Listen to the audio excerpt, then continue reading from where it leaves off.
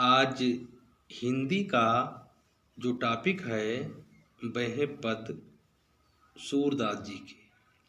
सूरदास जी के जीवन में बड़ा मतभेद होता है।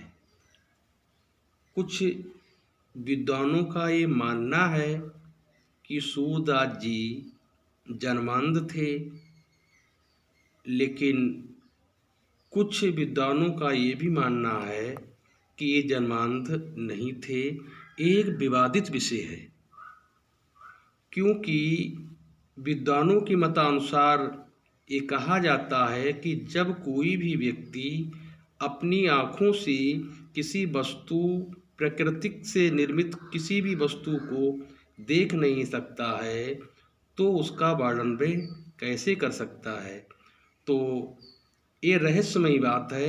हम अब सीधे आप लोगों का समय ना लेते हुए सूरदास जी के पद पर आते हैं। पहला पद है, चरण कमल बंदो हरि राय, जाकी कृपा पंगु गिरि लंघे, अंधे को सब कुछ दर्शाए।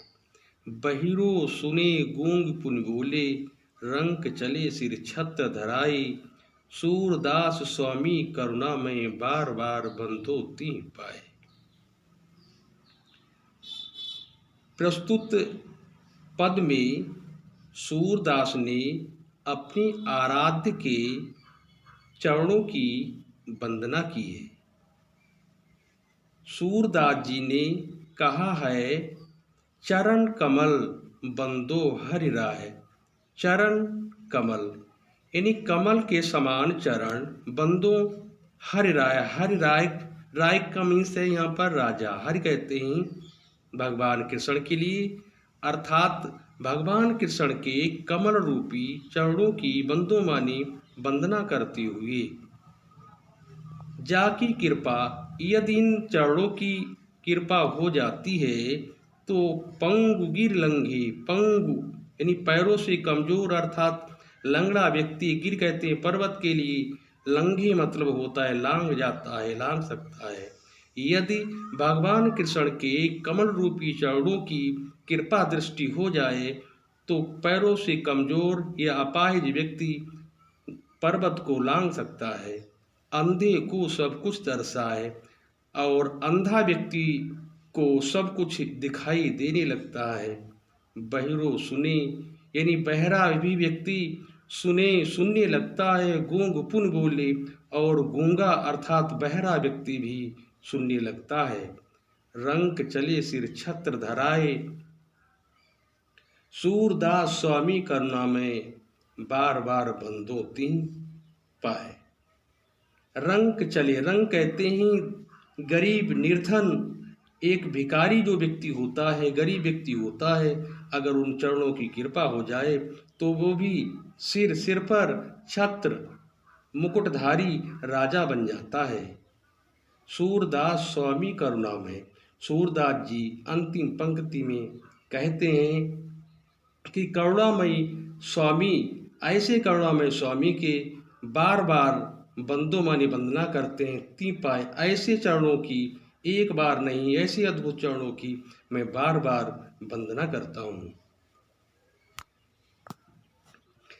इसके बाद में नेक्स्ट पद आता है, अभिगत गत कुछ कहत न आवे, जीव गूंगे मीठे फल को रस अंतर्गत ही भावे।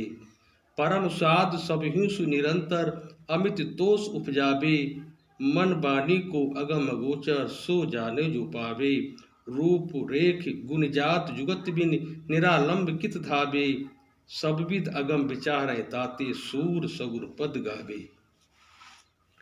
प्रस्तुत पद में इसी के साथ ब्रह्मा अर्थात पार ब्रह्म अर्थात भगवान विष्णु की उपासना करते हुए यहाँ पर निराकार वर्णन किया गया है।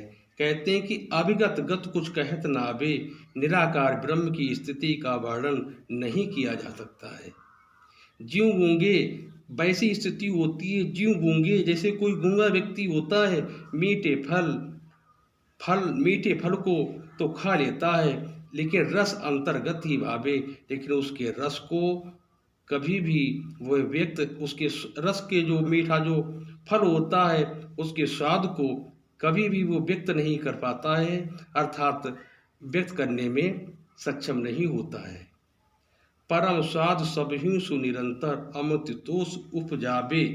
उसी प्रकार से हृदय में अनुभव करते हुए कि उसी प्रकार से परम स्वाद यानी आनंद से भरे हुए अमित तोष उपजावे, आनंद से भरे हुए इस रस में ईश्वर को प्राप्त करने का जो अलौकिक या सभी प्रकार से निरंतर जो हमारे लिए अत्यधिक आनंद मिलता है, संतोष प्रदान होता है, तोष उपजावे, तो वो हमारे लिए क्या है, संतोष प्रदान करता है। मन वाणी को अगम अगोचर ईश्वर के लिए अर्थात परमात्मा के लिए मन से, वाणी से, मन और वाणी के द्वारा आगे दिया गया है सबही सु मन वाणी की अगम अगोचर। अगोचर का मतलब है इंद्रियों के माध्यम से मन और वाणी द्वारा उस पार ब्रह्म परमात्मा तक नहीं पहुंचा जा सकता है। सो जाने जो पावे, इंद्रियां भी इसमें पाने में एक प्रकार से असमर्थ ही है। रूप रेख गुणजात जुगत बिन निरालंब कित धावे, उस निराकार की ना तो कोई रूप है, ना ही कोई पहचान है, और यहाँ तक कि ना ही उसके गुणों का ही ज्ञान। अतः सबविद अगम विचार ताते सूर सगुन पद गावे। अतः बिना किसी आधार के कहाँ दौड़ते रहें, अर्थात सूरदास जी कहते हैं कि निर्गुण यानी निराकार को सब प्रकार से वह अगम्य मानकर मैं सगुण ब्रह्म की लीलाओं का जो है वर्णन करता हूँ। तो